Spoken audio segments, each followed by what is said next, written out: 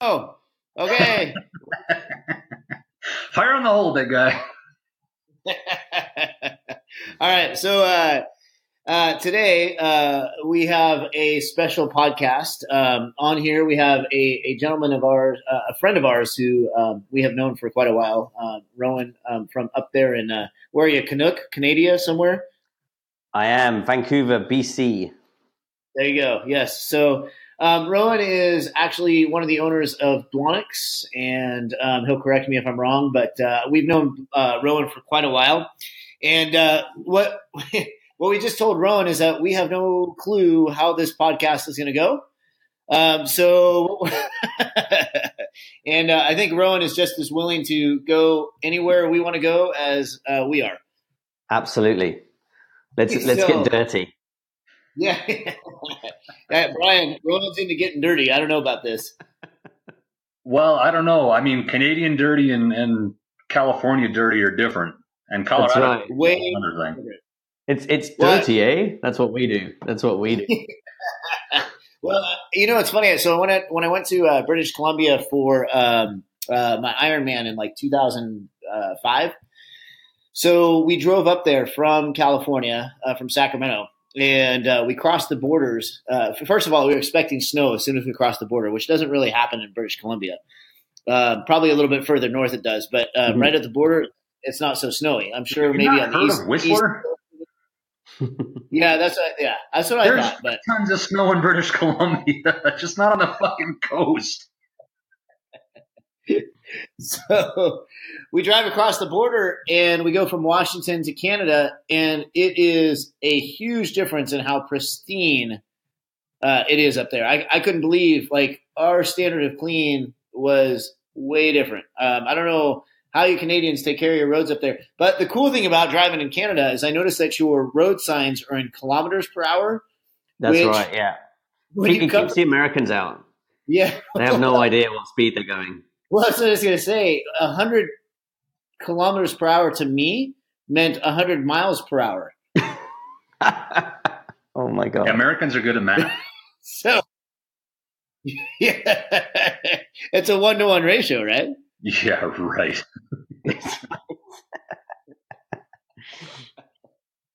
So anyway, we have connected, Rowan. We were just talking about it. It's been probably since 2013 we've seen each other. Yeah, that's right. Yeah, absolutely. I left you in a bar somewhere in Fresno, I think, at probably about midnight. I have no idea what happened after that. I was going to say that's happened more than once. Brian's left me there. A few dates left me at bars before. Leave you there? Shit, I usually find the biggest, gayest bouncer and hook you up with him. Which is much easier to find in California than it is out here in Colorado.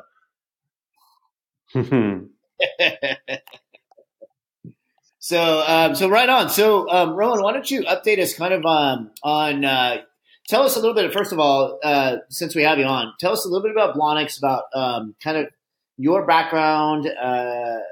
I guess you can tell a little bit about how you, me, and Brian met, and then kind of what's transpired with Blonyx since we've lost contact in 2013.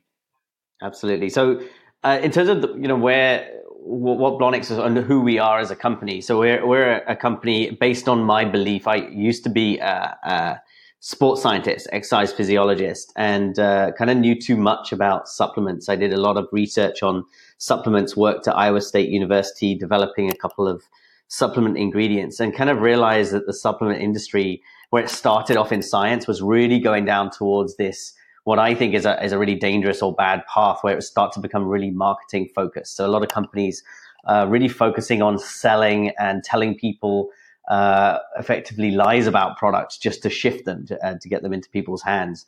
And Blonyx is really my kind of effort to try and change that.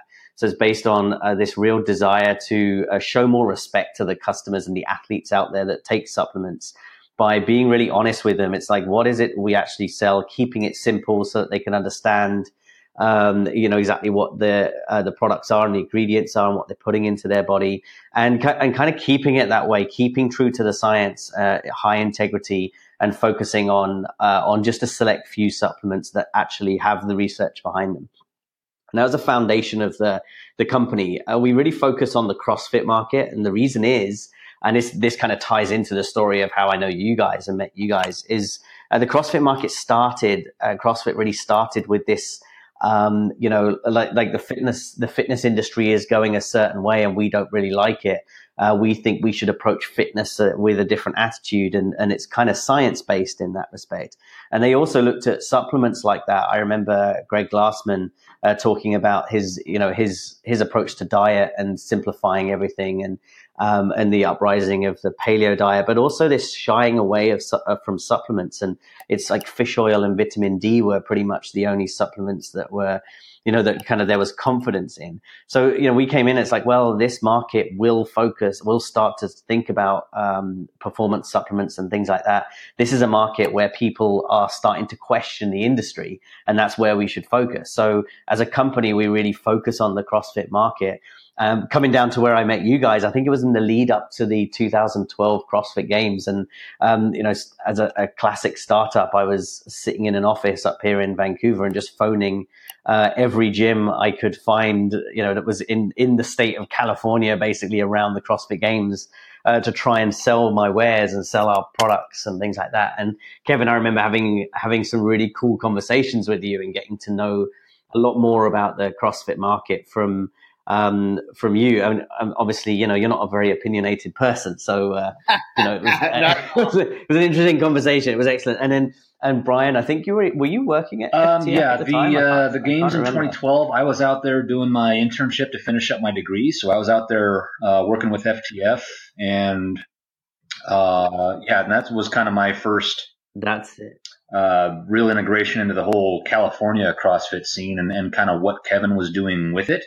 And it wasn't, one of the things I liked about Kevin was his thing wasn't just full on 100% CrossFit, but it was mixing CrossFit as a method of strength and conditioning along with, traditional strength and conditioning stuff, along with tissue quality stuff, along with mobility and all that type of thing. So, and I've always been kind of a keep it simple, stupid kind of a person. So, Blonyx was really one of the ones I kind of looked at that was like, oh, these guys are not, glitz and glamour shit. They have two things. Honestly, there's not a whole lot of flash and stuff like that in your products and your labels and stuff like that. I was like, oh, I like these guys. They know that they got one thing that they do really well, or a couple things they do really well, and they just concentrate on that, and they don't try to take advantage of all the bullshit that's out there. And that's exactly the approach we take. Is very much it's education. It's like we can either try and sell you something by sponsoring athletes or flashy marketing on the front cover of magazines and things like that, or we can take our time to get to know you and who you are as an athlete and say, right, here's some education. It's not like this product is what you should be taking. It's much more look, we want to encourage you and empower you to be able to go and do your research, to kind of go through that process of discovery and understand what supplements are out there that have the science behind them and that you should be taking. And that's the approach. And as soon as I see people like you, Brian, who very much have a really good education and have really focused on that, and really kind of that underpins what you preach and practice, sort of thing. And that's the sort of person that we love to work with. So we work with a lot of top level coaches and athletes who really care. They spend half their time in textbooks and research publications, and constantly developing themselves and their understanding of this stuff. So that's our focus. And I think that's kind of why I gravitated towards you guys. Kevin, I think I gravitated towards you simply because of your personality and the person you are. And I remember meeting you at the games and kind of trying to keep up with you, I think, for the rest of the 3 days that we were there. Yeah, that's changed, Rowan. I'm a little bit slower now, a little bit older. Not true. I doubt that very much, but yeah. Yeah, that's what got me. Just the focus. Now, Rowan, I was born and raised in Colorado, and one of the things I was raised with was, damn those Californians, damn them to hell. And Kevin gets me from meeting him for 10 minutes to move not to like the pretty awesome, cool part of California, but to move to Fresno. This is the personality Kevin has. Like, yeah, just come out to Fresno. It'll be awesome. I'm like, all right, cool. It's going to be great. And I get out to Fresno like, what the hell is Fresno? This isn't California. In any direction California's but there. 2 hours away.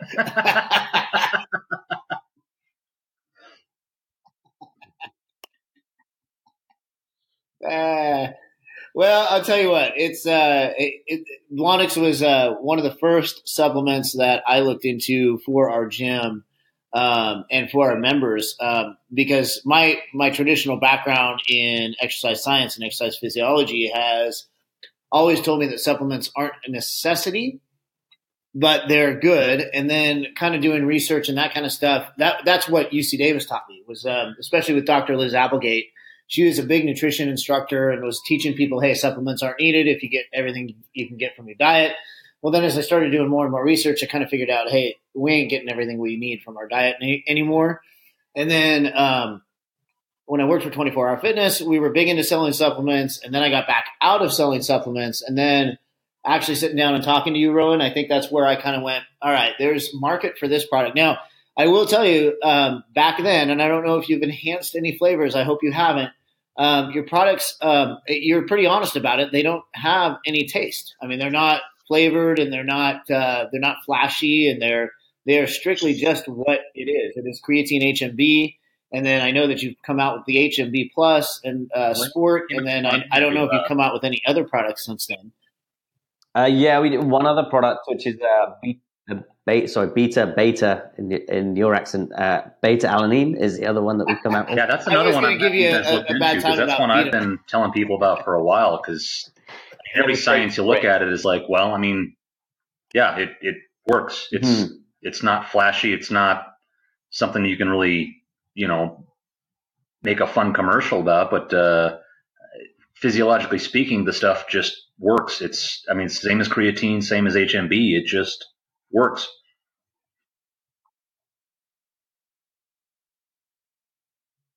Yeah, the way we develop products is basically having a bunch of research dossiers on collecting research studies on each of the different ingredients. I got all these files, and then suddenly one file was getting thicker and thicker.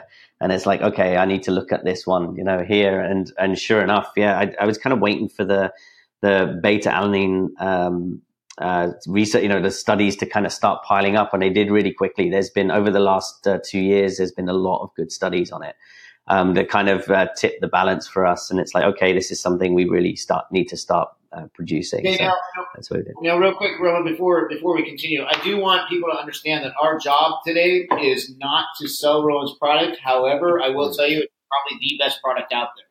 So if your sales boost by 300%, that's our fault. Okay. Thanks, guys. I appreciate it. I'll pay you after. All right. So the beta alanine. Well, let's come back for just a second. So you developed this company back when?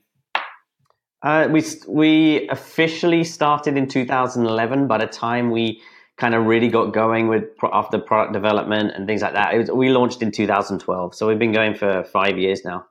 Okay, and I know that you are a big supporter of FTF, and we're really supportive of our athletes and our members, and we're always really good to us. And so if anybody is looking for a company as far as support and customer service, hands down, Blonyx has been one of the best companies that I've worked with. There's a couple other companies I'm sure at some point Brian and I will catch up with them as well. But Blonyx is an amazing company, an amazing product, and we'll get into a little bit more about some of those products here in a little bit. A couple updates. So, Brian, yeah, you kind of just happened to work that into a normal conversation. Yes, you did. Oh, hey, by the way, that thing I've been doing for like 10 years? Nah, not anymore.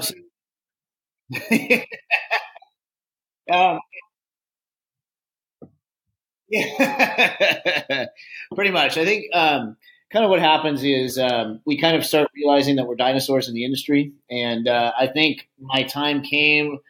I kind of sat back and was really looking at what I was doing with fitness, and not that I'm not still very passionate about fitness, but I think what happened was my gym days are over. I think that one of the things that really kind of got me going was I was looking at what Jacqueline was doing. Jacqueline's my business partner, or was my business partner, and she is taking FTF to the next level. FTF will be, as of January 1st, it'll become a different name. I will still retain FTF rights and the name and be a sole proprietor. It doesn't mean I'm done in fitness. It just means that I'm done in gym ownership. So I will probably be doing some consulting and probably some training and a little bit of online programming. But my priorities have changed. And I think as we get a little bit older, I think that happens. And my priority is my family. It's a 5-acre farm with currently 4 goats until the 2 girls have their babies. And you know, and really kind of, again, looking at fitness as a means to live and support living rather than as kind of a career for me. My career is in the fire service, and I really have been enjoying doing the driving. And so the decision was not easy. And I think, Brian, I even texted you that I did have tears when I made the decision. But Jacqueline, I think, is going to take the gym itself to a new level. And I think that she has the same philosophy that I do, which is that CrossFit is a tool in the toolbox, not everything. And so I think that's going to be a good change. And it doesn't mean that we're still not going to be researching and talking fitness here and there in the podcast. But I think, Brian, you and I have a lot of things that we want to accomplish on this podcast. And I think without the gym ownership, I think you and I can actually move this thing And I know forward. when I was able to see, you know, and this was a while ago because we moved back to Colorado here a few years back even. And it was it was easy for me to see that kind of, you know, the programming every day and the dealing with customer issues and stuff like that really wasn't what you wanted out of your passion for fitness. It was kind of like, well, I do have a passion for fitness and I want to, you know, educate people and I want to make people's lives better, but it's all this other stuff is just kind of, you know, draining your life force away. And it was easy for me to see, but it's tough to tell somebody, you know, like, hey, that thing that you made your whole life about is killing you. Like, that's not really something you want to say to somebody. So it was tough to see you going through it, but I think you've made a good decision. And I know you're really excited about, you know, all the stuff you've got going on the farm out there and kind of learning about all that stuff and kind of making, you know, learning these different things and expanding your mind towards things. And I've been doing the same thing myself. So we are always going to be, you know, really passionate about, you know, fitness and exercise physiology and all this stuff, just because that's kind of where our brains are. And that's what kind of gets our neurons excited. But I think, you know, I have both made kind of a turn towards learning different things and making different things a part of our life. That's kind of enriching our deeper person, I guess.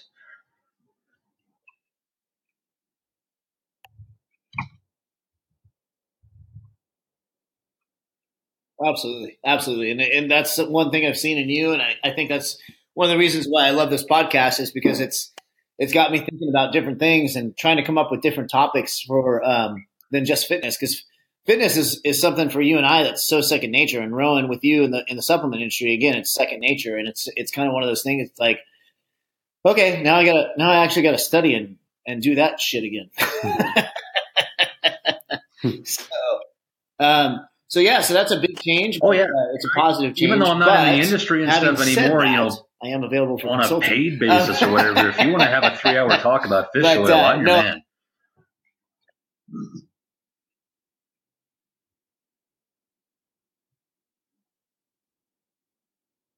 That's right.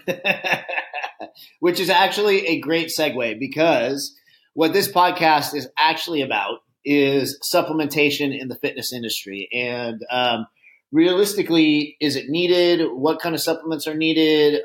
What are they used for? If we go back to that outline we developed, a month and a half ago, Brian, kind of today is really about the basics of supplementation. And well, Rowan, not that's just one of the his reasons why we background brought stuff you like in, that, because but I we know mean, the that your way he background, functions is you have kind of very the way we scientific background, function. especially in It's no supplementation. nonsense, no And bullshit, no glitz and we want, glamour. It's, does it work? Does it not work? Do you need it? Do you not need it? That's what I really love about Rowan. That's what I love about Blonyx.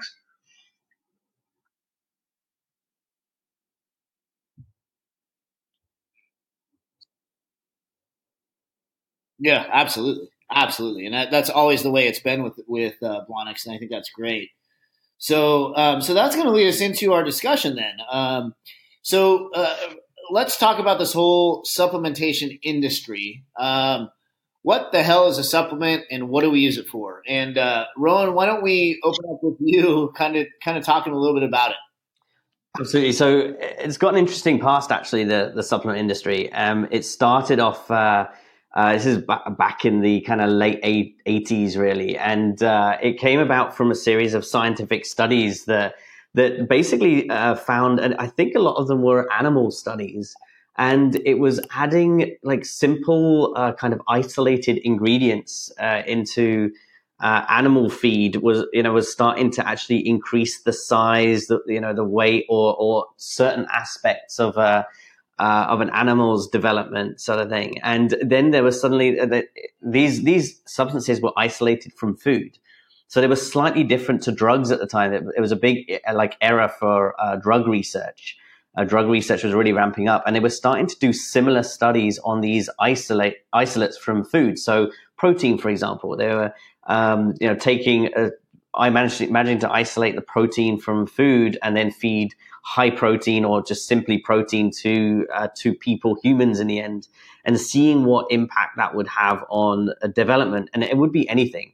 It was health development as well as muscular development. So a lot of these early studies, what they found is they were looking at things like blood markers and stuff like that. So it was really what I call referral studies or reference studies. So it's like they were seeing something, and it's like, if we reduce the level of lipids or cholesterol in the bloodstream by taking this ingredient, this certain isolate, then we can make the referral that will be reducing the risk of heart attack or clotted arteries in the future, sort of thing. So Phillips. A lot of it was based Shit. on that. And there's I remember this guy, I think it's called Bill Phillips. He brought out a book called Body for Life. Oh, yeah. And I think it was. Yeah. There you go, blast from the past right there. And what all he did there was he talked through all of the studies that were coming out of research, and it didn't matter what type or quality of study they were. It's just like, this is a study, this is what it showed. From this information, if we make assumptions here and things like that, this ingredient may do this. And this is kind of where, in my opinion, it's where the industry was born.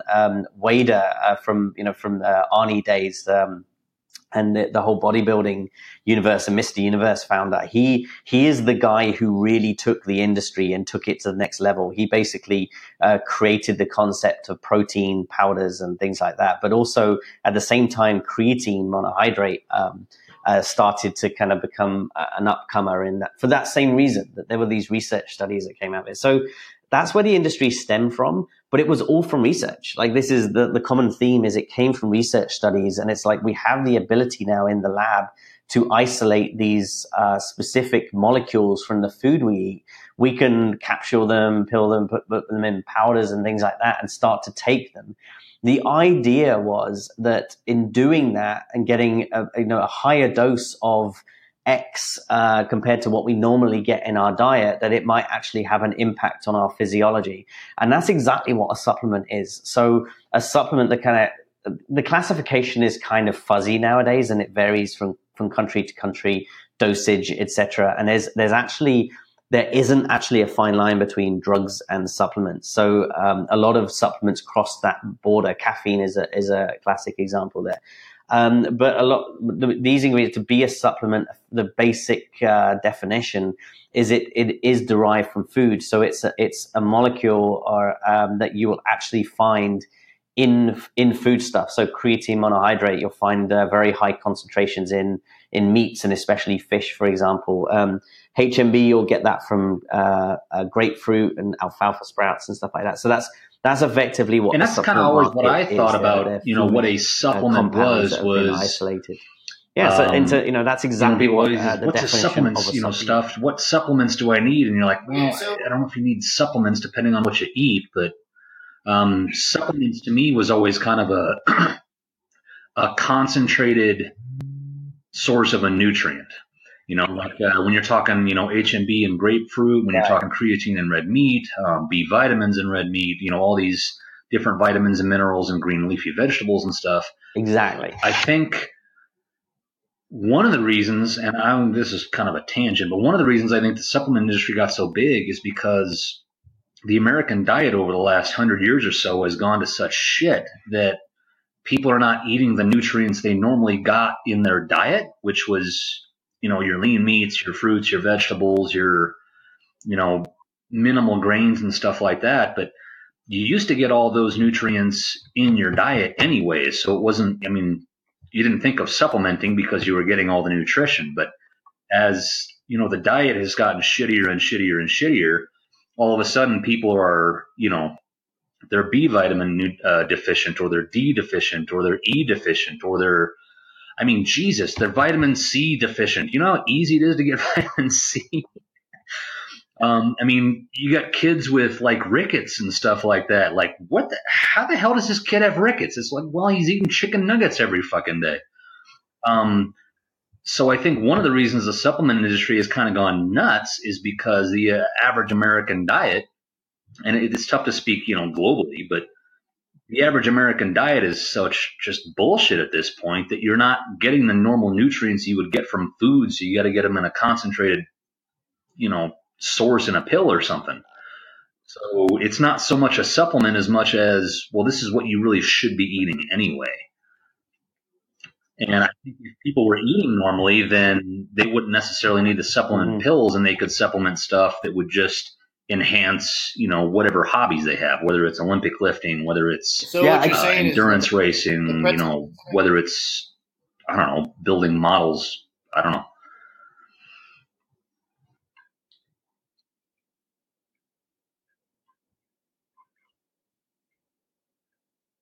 Well, and again, it always depends on the person. So the pretzel chips that I'm eating, people's daily activities used to be getting up with the sun and going out to slop the hog and going out to feed hay to the cows and tend to the chickens, and then build a shed in the backyard and mow or plow your field and all this stuff. So we used to actually do things, and the only food you could get was actual food. So you'd get your lean meats, you'd get your organ meats, you'd get your fruits and vegetables. It used to just be food, and all the nutrients were there, which I think was kind of the, design with, depending on your viewpoint. But we've gone very, very, very far from that. And so is our lifestyle. So people are just kind of unhealthy because the lifestyle is shit. The diet is shit. So there's this whole room for this supplement industry that didn't used to be necessary because people used to eat real food.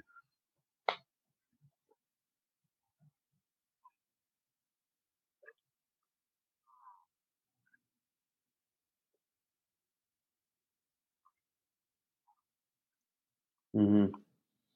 I think that's where it kind of started from, right? I think that nowadays is a very different picture. I think it's you're right. The quality of diet in North America and beyond, I think it's something that globally that there's generally an issue with it, but. There are a number of other reasons why I think the supplement industry has had its boom. Sports performance supplements, there's a lot of them. There's a lot that, of them but there's also are very, very, very useful. I think that supplements kind of go in. There's a number of categories in supplements. And we have the technology to concentrate these, these nutrients in a pill that you can take that you didn't used to be able to do.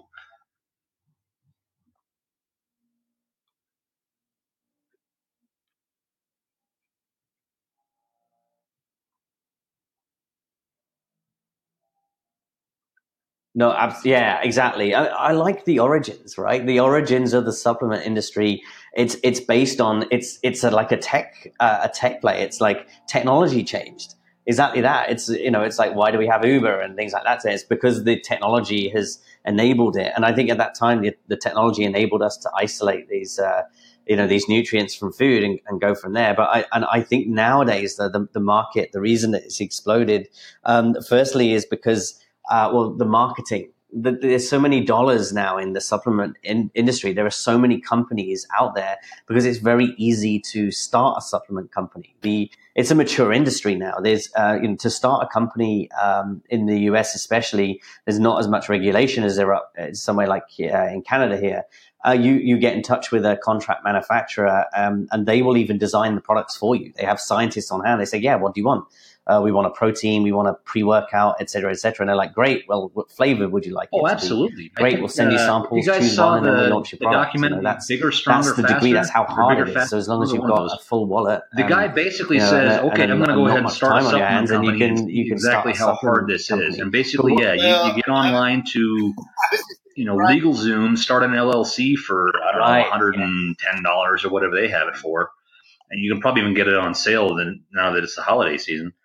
But he goes, you go on, you start a company, you order some bulk supplies from China, capsule them yourself, order some labels from someplace and say, yeah, this is Mega Blaster Protein Muscle Force 8000.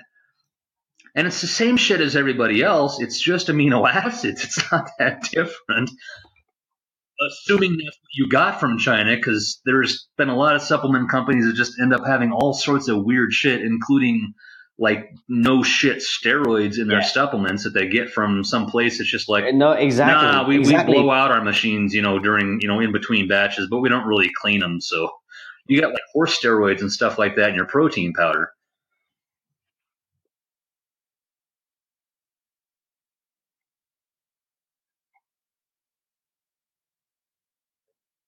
Mm-hmm. Well, exactly. I mean, this is exactly the issue. In my opinion, the way the industry has gone there is suddenly it becomes about making it cheap. Each of these supplement manufacturing companies, they're vying for your business. It's hard to actually get to know them without going to their facility and knowing what you're looking for. Right. So what they'll do is they'll go, right, we can make that product and we can make it as cheap as possible. So that, if I'm starting a company and I've got an idea for a protein, a pre-workout, a vitamin D, a fish oil, etc., I go to these companies and say, can you do it? And it's like, yes, here's the cost. And you get 10 quotes and then you pick the cheapest one. But the issue with that is that the quality then goes, it's like, how can we make it cheaper? How do we become, valid in the market? We need to do it on price.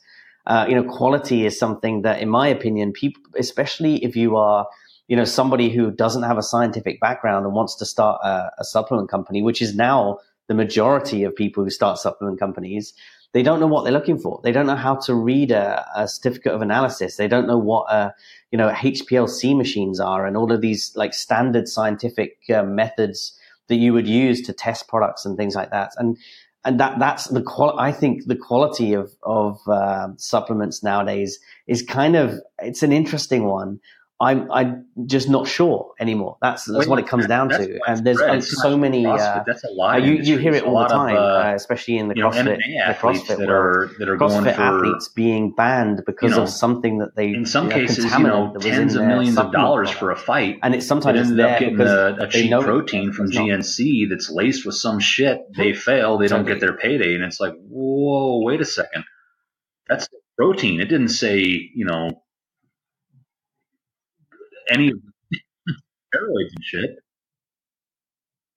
One thing I kind of like about the CrossFit industry, though, is it seems to be right. And I think there's a portion, at least, that kind of makes you wonder if that's not what happened. Broadens.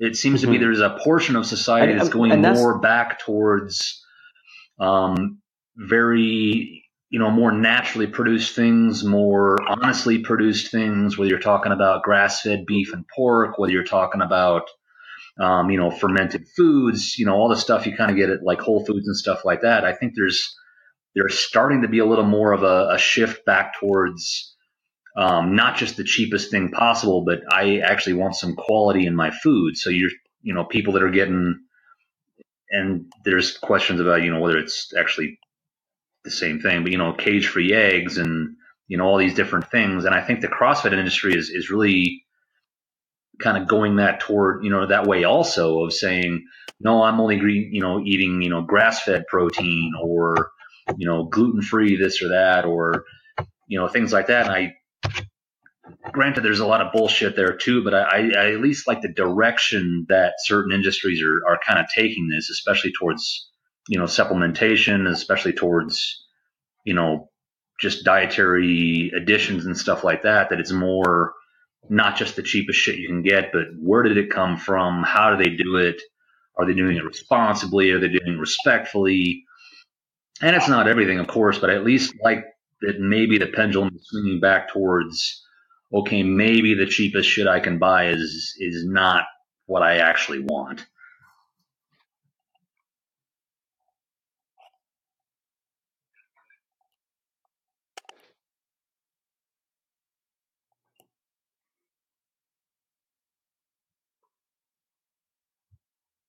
Yeah, I agree, and I like that shift. It's it's what Whole Foods has done for the way we eat. I think it's making us think a little bit more about where this comes from, and also being willing and able to spend more for our food, and putting our money there. It's saying, well, there's produce over here which is really cheap, or there's this high quality produce that I can get here, and it's like, no, I deserve that.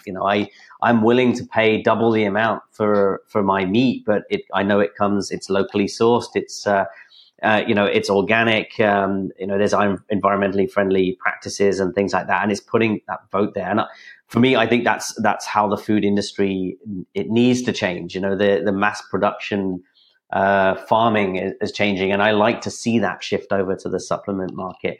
The issue with the supplement market, though, is that marketing is such a powerful force now, and this is what we're up against really as a company, and we're kind of pushing against, and what I would like to see changed. Because what happens if anyone can create a supplement company, and it, like you said, the products are all the same, the ingredients, and it's like we need a protein regardless of if that's grass-fed beef, et cetera, et cetera. The fact is we need a protein in there. And then it comes down to marketing, right? It's like, well, the science we're not really sure on and what the benefits are, but what we're going to do is use marketing to sponsor athletes, to create some really compelling marketing messages and things like that to actually sell our products. And I think that a lot of it turns its back on science and reality. It's not honest. It's like how many companies out there say, hey, look, we've got this ingredient here in this product, and this is what the research says. The research suggests it does this. But to be honest, that's only an animal study, so we're not quite sure. I mean, all they have to say, how many products will say that? What they'll actually say is this will increase endurance. And people don't look into studies. They don't go to PubMed and read up on shit. I mean, even doctors these days don't read up on all the studies on different drugs, different treatments, different everything. So to expect the consumer to actually look into, okay, what does resveratrol really do? Is this something I really want to spend money on? What does, I mean, shit, there's so many damn supplements now. It's tough to keep track of. Right.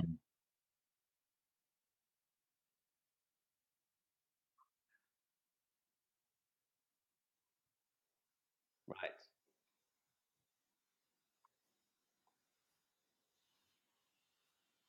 Well, that's another thing. It is, that's called consumer confusion there, Brian. If you consume people, confuse people enough as the consumer, then what they'll do is they will rely on, especially in America, is everyone is so if you try and sell something to an educated market, there'll be pushback. They'll go, hang on a sec, we understand exactly what you're talking about. You can't bullshit. Weird state of ADD where it's tough to actually look into any specific thing for more than about 15 seconds because there's commercials and ads and billboards and all this other bullshit, Twitter posts and Facebook posts and everything, that to expect someone to actually look into something for more than 2 minutes is not needed. So all you have to do is mix your words, mix your your marketing message, mix all that stuff in order to get them to believe it just enough that they won't look deeper into it, and they'll say, well, no, I saw this thing on TV or this infomercial or fucking Dr. Oz that said this was a good thing to buy. And fortunately, that whole state of things is getting people to blow money on bullshit, basically.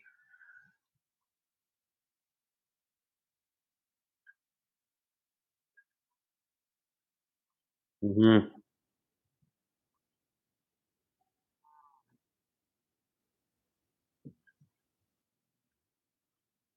Yeah, and that's exactly it. I think it's an industry. I mean, it's a multi-billion-dollar industry, and I honestly believe that a hell of a lot of that is driven by marketing based on very weak or non-existent science. And that's the biggest problem with the industry, in my opinion. It's why it's why we're having this discussion. Really, it's why Blonyx came about, etc.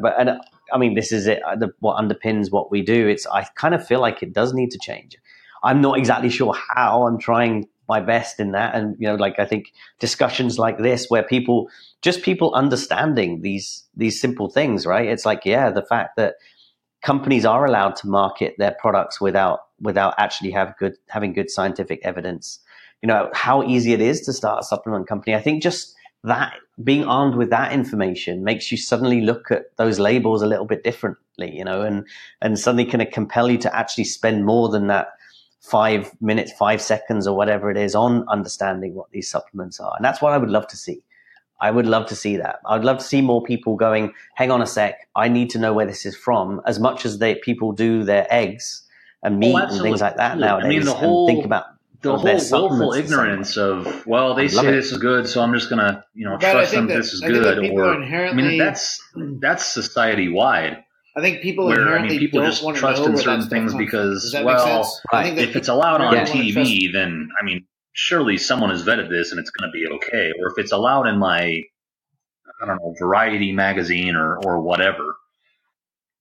That's kind of one of the problems in America anyway, is it's just too easy to get a message out there. I don't know if you guys, and I don't know if they still do it because I haven't bought one in, a fucking decade, but used to pick up like Men's Health, or I don't know if Women's Health did the same thing, but you'd find these, 2 or 3 page long, things in there that would look like a scientific study. They'd have, black print, basic boring black print on white paper. They'd have a couple of charts and stuff like that. And it would look like this scientific study, like, look, we've done all this amazing analysis on our certain product, and this is why you should buy it. And it's only the glitzy glamour bullshit at the end. And if you look, the top of the page, the bottom of the page, this says, paid advertisement or whatever. And you're like, wait a damn second. This is an advertisement? You people are shady. But unfortunately, I think that's the majority of the industry, because they see, profit charts and stuff like that, and they say, no, we need to get a piece of that. They're not looking at, okay, people don't actually need this. What they need is, vitamin D. What they need is all this stuff that they're not getting in their diet because, they're going to die early.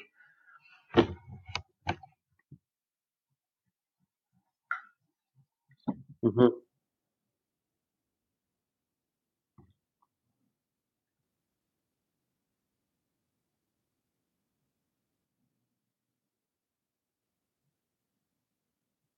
Yeah.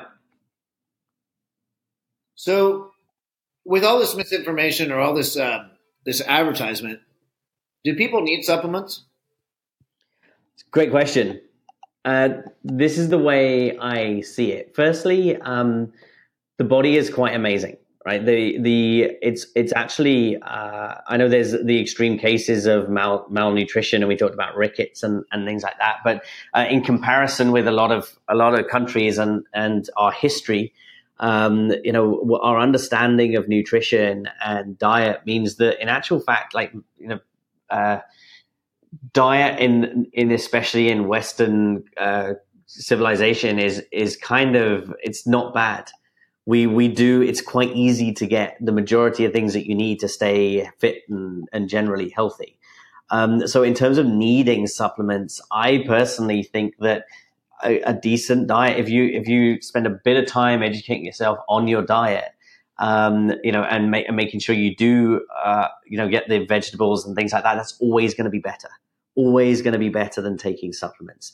Having a good diet, understanding a balance in your diet, understanding the importance of things like fiber, vitamins, minerals, and things like that before your macros kind of things. I think that's the most important thing, and that's going to have a biggest impact on your health, but also your sports performance there. Now, maybe if I turn that question into something slightly different, which is, will supplements improve that? Is there a potential for supplements to have an impact? The answer to that is absolutely. Remember, supplements and drugs, the only real difference between the two of them is often the regulatory board, so the FDA deciding what category to put them in. It's not like there is a specific quality between them. Caffeine below a certain amount is considered to be a supplement ingredient. Above a certain amount is definitely a drug.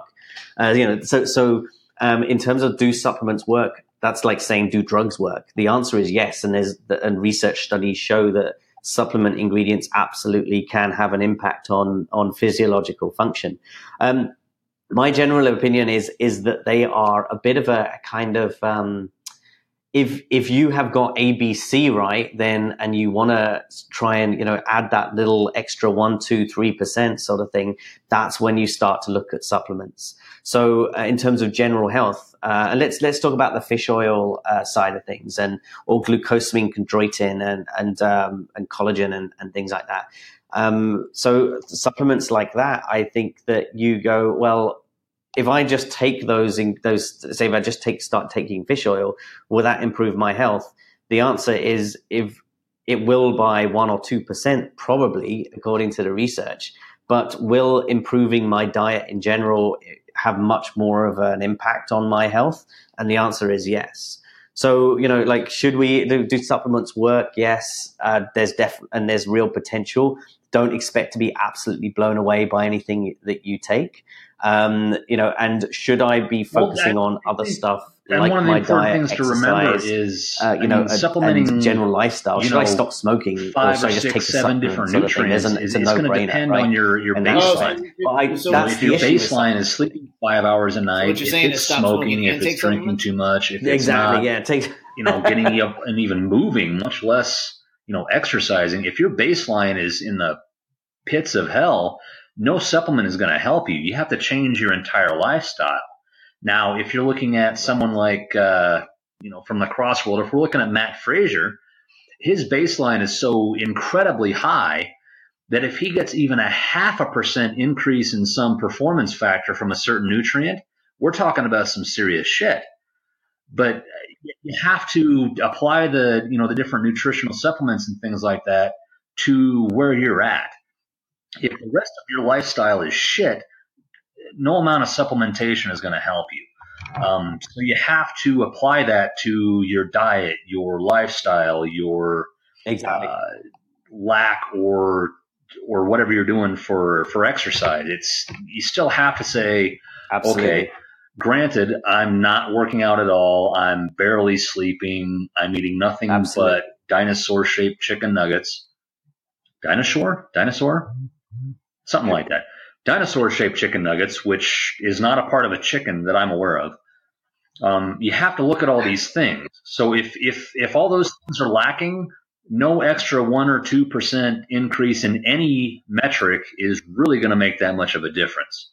So supplements are great if you've got that baseline there, but if you don't, then you need to address some different things before you start going to GNC and tossing down a couple $100 a month.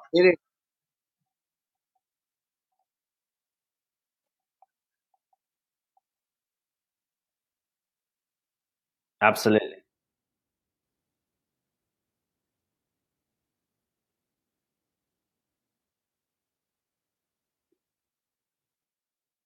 And I think that's such an important message to get across there, Brian. And one of the kind of pillars behind Blonyx and the way we market and communicate with our audience, our customer base, is exactly that. We have a promise of integrity in marketing. So when we do start working with, say, a gym, coaches in a gym and things like that, we say to people, do not sell our products to people who are still working on improving their lifestyle. It's like a dietary change is needed, and they need to get into the gym. It's if they're coming once a week, and they're still eating like crap and drinking heavily and things like that, then they shouldn't be taking our supplements. It's not what they're looking for.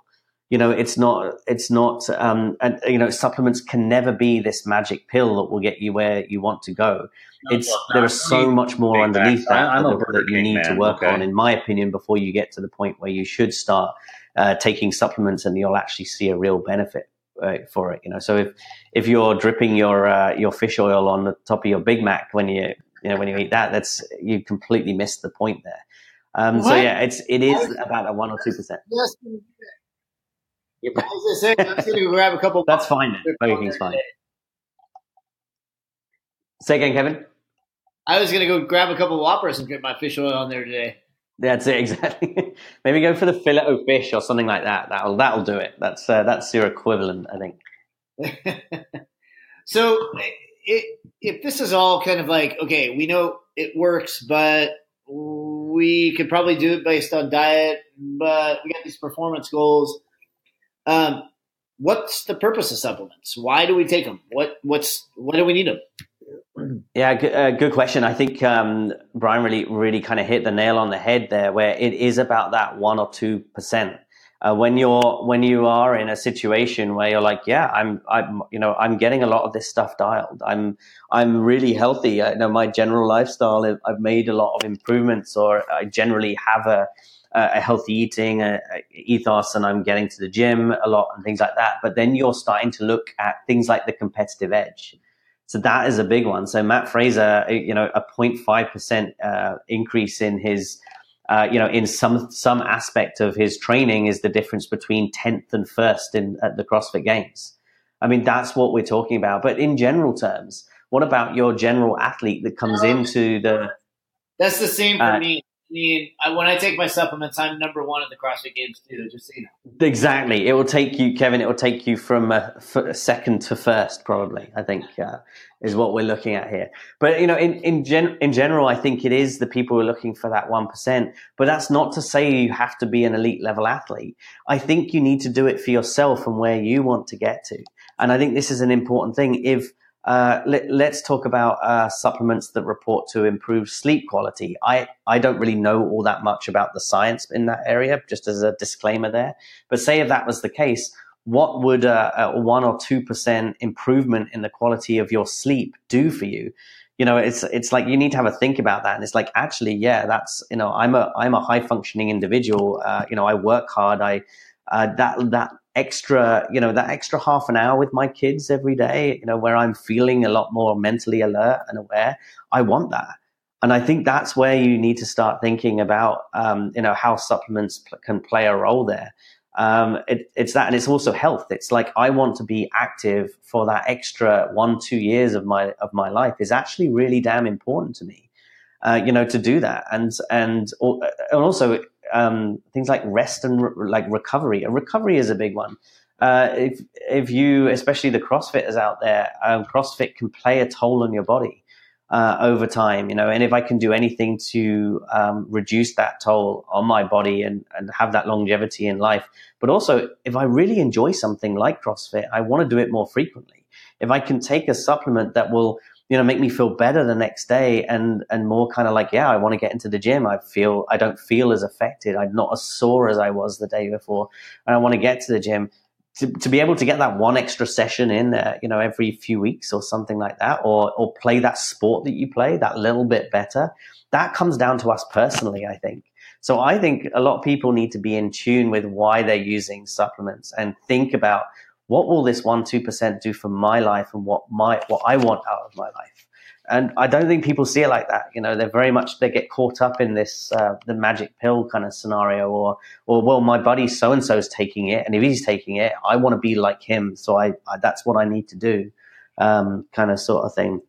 Well, yeah. I think that's a good point. I think that's really a lot of what these supplements companies focus on now. Like you were talking about earlier in the podcast, they sponsor a well-known athlete, and then everybody thinks that if they take that supplement, they're going to perform like that well-known athlete. And we all have different body chemistries. We all have different needs. We all have different performances. We all have different genetics.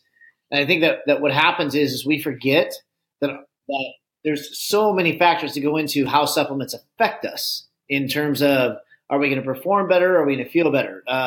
Some people may not need fish oil. Some people may. Some people may not even need extra protein. Some people may. Mm-hmm. Some people may not need creatine. Some people may. It all depends. And I think one of the big things too, I think that I kind of tell people is, hey, anytime that you're changing an exercise program, give yourself 90 days before you start any supplement. Because what you don't understand is that first 90 days of physiological changes that are going on in your body, they're going to occur whether you're on supplements or not. And you won't know whether the program is working if you're using supplements during that first 90 days of changing an exercise program. And that's where I really, when I was talking to people about Blonyx, that's really where I was really effective in terms of educating people on understanding, hey, there is a time period that you want to see what your baseline is before you go into utilizing supplements. Mm-hmm. Totally. So, and I think that's another area where people are missing the boat is that they're not getting their baseline before they just, some people are just joining a CrossFit gym, then they're buying Progenics, and then they're buying whatever, right? It used to be they were buying Myoplex. You bring Bill Phillips up. That was the Myoplex brand, right? So yes. They'd join 24 Hour Fitness, and then they'd buy, it was the Thermotropics or the Lipotropics and the Thermogenics, and then they'd buy a Myoplex. And then they'd use all that stuff because that's what the program recommended for them. But they had no idea what they were getting into, and they didn't know if they were going to be able to do it just based on modifying their diet a little bit and then some exercise in as well. And so I think that's very important to understand is that supplements do work, and there is a need for them. And I think, like you said, that top 1% to 2%, man, it could make the difference. But now, what kind of areas of supplementation? We have probably about 10 minutes left to finish up. But what kind of areas of supplementation are there? Are we talking? Is there like a performance enhancing? Is there a general health? What are the general areas of supplementation use that people should be thinking about? So the general areas that I would say, I think you kind of hit a lot of them on the head there. I think there's a big one, and I think the biggest selling one, which is what I would call like a meal replacement type product. And this is much more your macronutrients and general, kind of shakes and things like that. So I actually put protein supplements under that.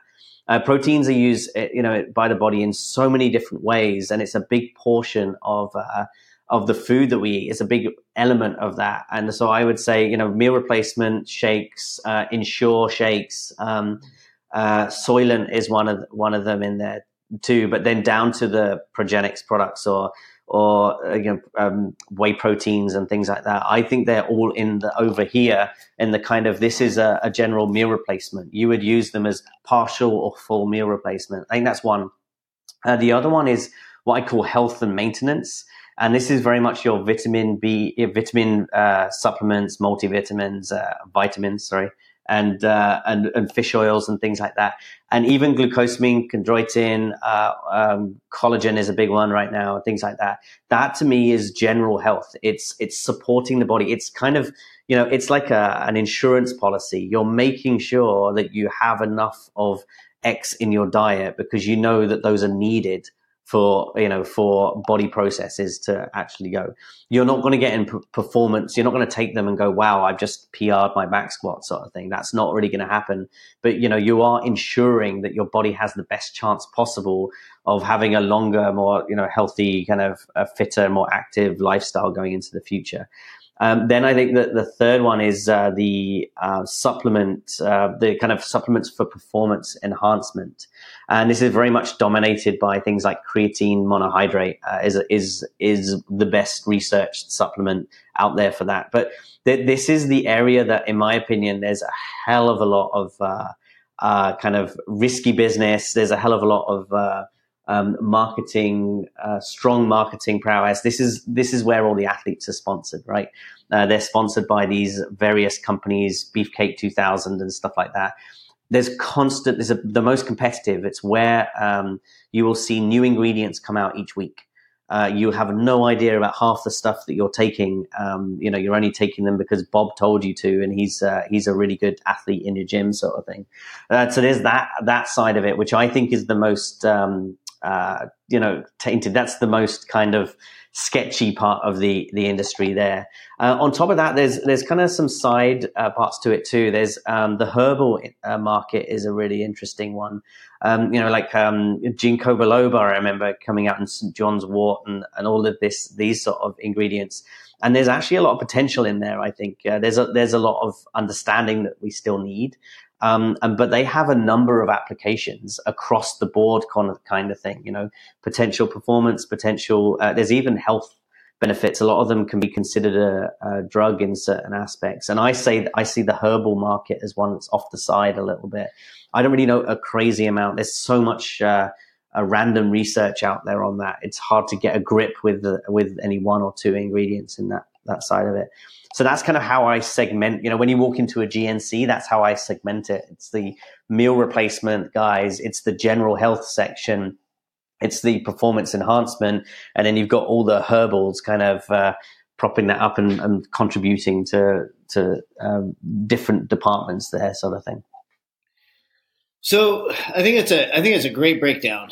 We are unfortunately running out of time, and I think this is man, it's such a big topic. And Rowan, I think what Brian and I will probably do is do a part 2 and have you come back on, because we would like to actually talk to you a little bit more about some of the research that you've done, and kind of figure out a little bit more about especially creatine and HMB and what that stuff does. But I think what we did today was hopefully spelled out for people that there's a lot to think about when it comes to supplementation. It's not just, all right, let's just, whatever's marketed, let's just go out and buy it. But they actually probably, as a consumer, need to look into the company that's producing the product and kind of figure out, hey, is this company worth spending my money on? Is this supplement worth spending my money on? And I hope that people have at least got that out of this podcast, if not more than that. I'm sure they have. But what kind of closing comments would you have as a supplement company owner? Let's bring you back to you being a business owner and a supplement company owner, and knowing your company and your product. What kind of closing comments would you have for those who might be looking into supplements? So yeah, I think the main thing here is not to be intimidated by going out there and empowering yourself to actually understand what is in a supplement. I think that's the big one. We go into so many buying decisions when it comes to supplements relatively blindly. And so that's why we are influenced by the marketing. And Brian and I were talking earlier about consumer confusion there. But it's actually easier than you think to get to grips with research studies, be able to read them, and understand where to find that information too. It's actually not that difficult. And one of our aims, as a company is to empower people like that. So, go out there and don't be afraid to spend time on this and educating yourself on how to read studies, how to learn about this stuff and make those decisions, and consider it like going to a supermarket. It's like look out for certain words, if it's organic or free range or whatever it is, or locally sourced, whatever it is. And I want to start bringing that sort of paradigm into the supplement industry, and I think it should be there. I think consumers should start asking the question, say, hey, great, I'm interested in your supplements. Please send me the human research that you have backing this. Because I'm going to look for certain words and I'm going to look for certain structures around that study to actually decide myself whether there's enough research done on this for me, for me taking it. So I mean, in terms of a closing comment, it's that I think consumers don't be fooled by this, the marketing. Don't be fooled by the fact that they sponsor athletes and things like that. Money will get them that, that credit. Do your own research, kind of second guess them and get them. Especially asking the supplement companies that you want to buy from, go to them directly, ask them for the research behind the ingredients.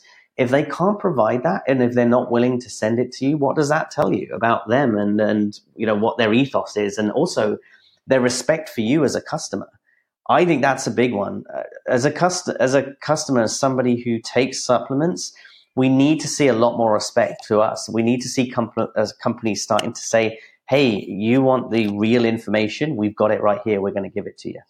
That's what I would like to see, and I think people should fight for that. I would love to see a change. Awesome. I think just kind of going back to what we were talking about. Great points. I think that's probably you summed up what I would say. And granted, in a perfect situation, a lot of supplements will do their own absolutely. I think a lot of times what I've actually hoped is that I instigate more questions than I answer. Whether that's and I hope that's what we've done today. Recovery. Brian, how about you? Any closing comments? Performance in a sport performance type of way, whether that's different blood tests and stuff like that you're taking just for health reasons. Absolutely, supplements can help, but the most important thing for anybody is to evaluate where you're starting from.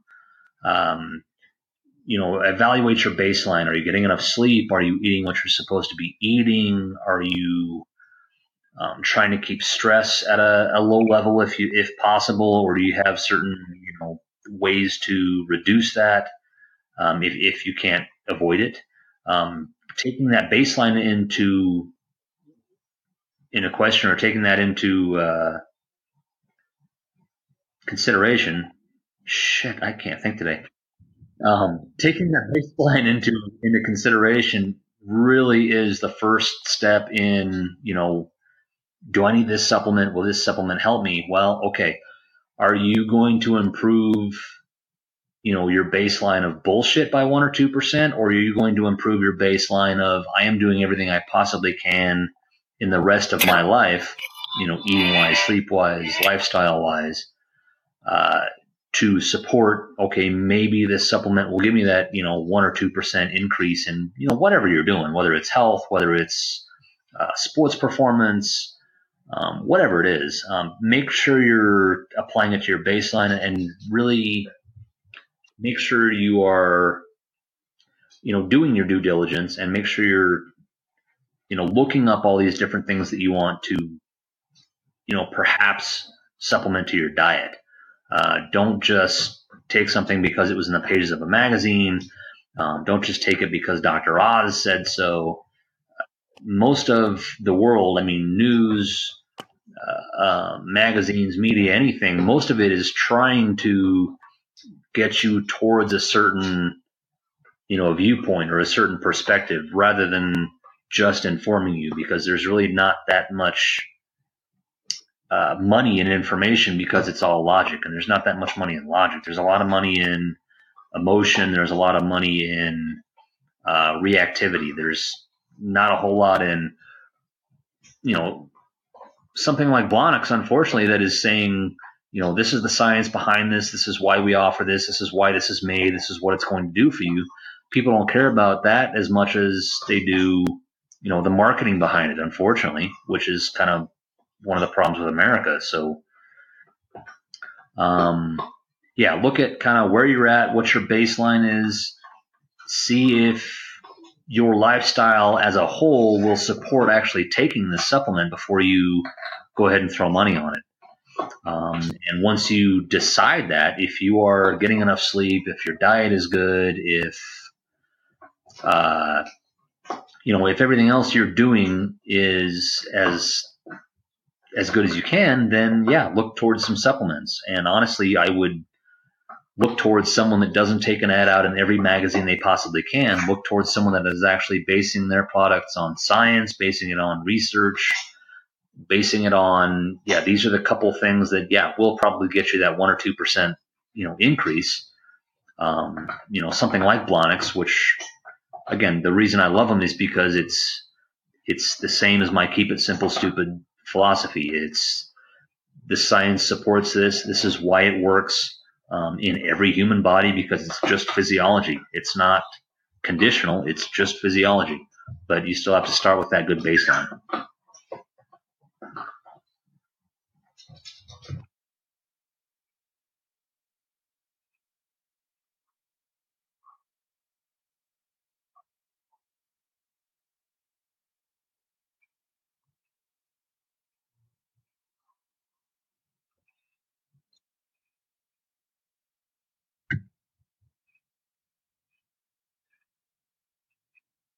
All right. I think those are, again, I think we've hit on a lot of good points in this podcast, and I think I think there's much more to come. So I think the three of us maybe need to come up with another day to kind of dig in a little bit more. There's just so much to this topic.